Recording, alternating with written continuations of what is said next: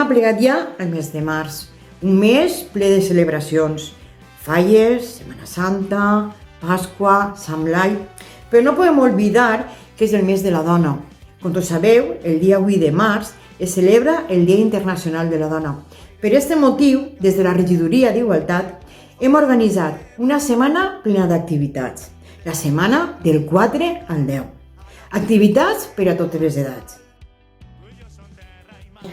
Seguim amb el projecte Montavernines. Enguany coneixerem de més a prop 7 dones que són un referent per a totes nosaltres, les 7 dones més majors que viuen al poble de Montaverner. A partir del dia 4 i durant tot el mes de març, a l'Ajuntament tindrem una exposició d'obres de pintores locals.